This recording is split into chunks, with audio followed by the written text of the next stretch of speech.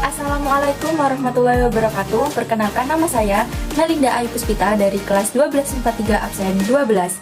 Di sini saya akan melakukan ujian praktek tahun 2021-2022 pada mata pelajaran fisika, yaitu dengan judul percobaan gaya gravitasi pada 3 benda. Adapun tujuan dari percobaan yang akan saya lakukan yaitu yang pertama, mengetahui pengaruh yang diberikan oleh gaya gravitasi. Yang kedua, yaitu mengetahui arah percepatan gaya gravitasi bumi. Yang ketiga, yaitu mengetahui percepatan gravitasi bumi. Berikutnya yaitu alat dan bahan yang dibutuhkan dalam percobaan ini. Untuk yang pertama yaitu ada neraca atau timbangan. Fungsinya yaitu untuk mengukur massa tiap benda yang akan diuji.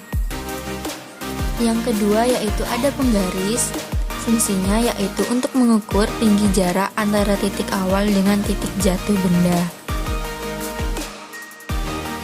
Yang ketiga ada stopwatch. Gunanya untuk menghitung waktu mulai dari benda dijatuhkan pada titik awal hingga benda jatuh. Yang keempat ada alat tulis, yaitu ada kertas atau buku notes.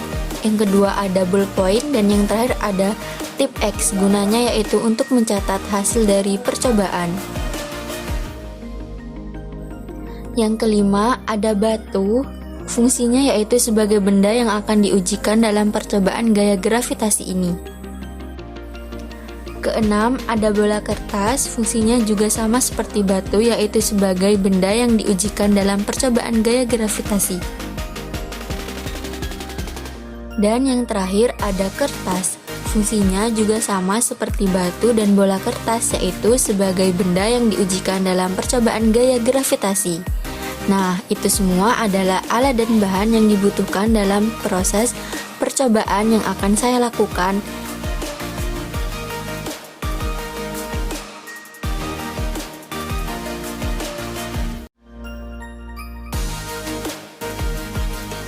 Untuk uji yang pertama yaitu timbang setiap benda yang akan diuji menggunakan neraca atau timbangan seperti batu. Lalu lihat hasilnya pada neraca atau timbangan. Yang kedua, bola kertas.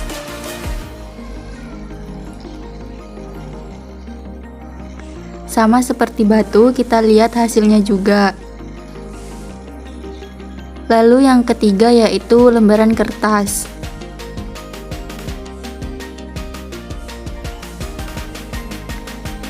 Setelah selesai, lalu kita catat pada buku notes.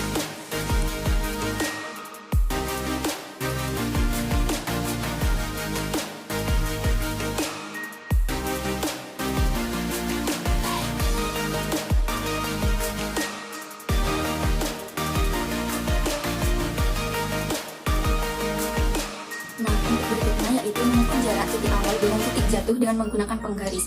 Dalam percobaan kali ini saya menggunakan pengukuran sebanyak 5 kali. Nah, untuk yang pertama, jarak yang pertama yaitu 6 cm atau 0,06 meter. Yang kedua, 0,12 meter. Yang ketiga, 0,18 meter. Yang keempat, 0,24 meter. Dan yang terakhir yaitu 0,3 meter. Untuk berikutnya yaitu menyiapkan alat-alat atau bahan-bahan yang akan diujikan seperti batu. Yang kedua ada bola kertas, dan yang terakhir ada kertas. Berikutnya yaitu saya akan menguji batu terlebih dahulu dengan menggunakan jarak yang paling pendek yaitu 0,06 meter atau 6 cm. Jangan lupa untuk menghidupkan stopwatch agar mengetahui waktu yang dibutuhkan nanti ketika batu sudah berada di titik jatuh. Kita ukur terlebih dahulu jaraknya, lalu kita letakkan batu di angka 6 seperti ini. Lalu kita hidupkan watch bersamaan dengan jatuhnya batu. 1, 2, 3. Seperti itu. Lakukan secara berulang. Berikutnya saya menggunakan jarak 0,12 cm. Sama seperti yang pertama, kita hidupkan stopwatch. Jangan lupa sambil dicatat ya di alat tulis. Lalu kita jatuhkan. yang ketiga sampai yang kelima kita lakukan seperti itu. Lakukan berulang pada bola kertas dan kertas, masing-masing 5 kali percobaan. Ini adalah hasil dari percobaan. Dari data-data yang sudah didapatkan dapat dilihat bahwa waktu tempuh yang dimiliki oleh batu lebih kecil dibandingkan dengan waktu tempuh yang dimiliki oleh kertas yang dijatuhkan secara horizontal, karena ini sesuai dengan teori Galileo Galilei yang menyatakan bahwa gravitasi dipengaruhi oleh gesekan udara. Jadi semakin luas permukaan benda, maka semakin besar gesekan antara benda tersebut dengan udara. Nah, selain itu juga kecepatan jatuh lembaran kertas yang dijatuhkan secara vertikal juga akan berbeda dengan lembaran kertas yang dijatuhkan secara horizontal, karena ini telah mengikuti teori Galileo Galilei yang menyatakan bahwa semua benda di permukaan bumi akan mengalami percepatan yang sama jika hambatan di udara diabaikan. Dalam tabel percobaan yang pertama, yaitu pengamatan waktu yang ditempuh oleh batu untuk menyentuh titik jatuh, didapatkan nilai rata-rata waktu yang didapat yaitu 0,37 second dengan nilai rata-rata jarak 0,18 meter. Selain itu, nilai rata-rata T kuadrat adalah 0,146 second kuadrat serta nilai gravitasinya didapat 2,44. Dalam tabel percobaan yang kedua, yaitu pengamatan waktu yang ditempuh oleh bola kertas untuk menyentuh titik jatuh, didapatkan nilai rata-rata waktu yang didapat yaitu 0,38 second dengan nilai rata-rata jarak 0,18 meter. Selain itu, nilai rata-rata T kuadrat adalah 0,75 second kuadrat serta nilai gravitasinya didapat 2,3.